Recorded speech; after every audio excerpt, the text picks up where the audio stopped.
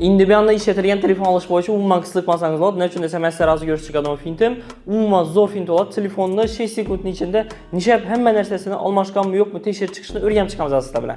Telefonumuzu tekşiriş üçün birinci olub telefonumuzu öçürəmiz.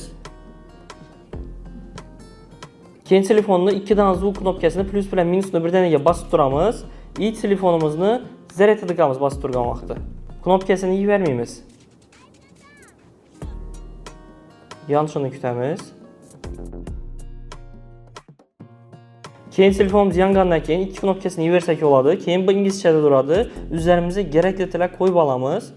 Bizə Rusçaya qoyduq. Keyin diagnostika и remontda məni uç çıxaradı. Продолжительно basamız. Продолжительdən keyin Wi-Fi подключение bərşini soruydu. Wi-Fi подключиться etəmiz. Wi-Fi ülənib alamız. Wi-Fi üləngəndən keyin sər zagruska etib aladı. Diagnostika, remont и конфиденциальность deyib çıxaradı. Принять basamız. И запустить диагностикunu basamız. Keyin inspektor mobilных ресурсовun üstündən basamız. Уже keyin 1-2 minutun içində test edib çıxarıb verədi az bizlərə.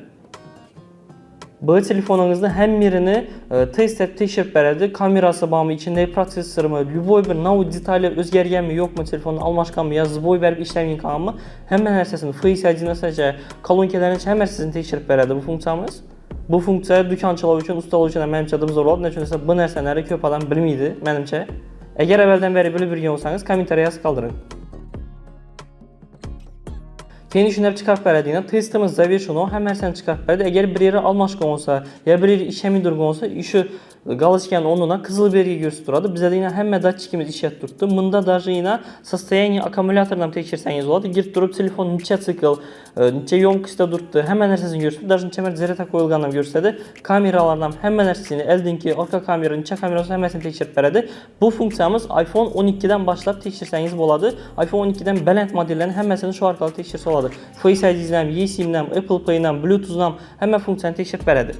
Bu Artur'un Fintlər rubrikəsidir. Bu Fintlərin köpsəni güzətib barış üçün abunə olub qoşarlarınızdan çıxmasın. Texnobazar dükanımızda 16 Pro'ya $100, 16 Pro Max əldə $200 bərtdir. Fakat bir dana pasportun özü bilən iş caizsiz rassroşka telefonlarını satıb keçiniz mümkün. Həm əziz Texnobazar dükanlarımızdakı tıqamamız.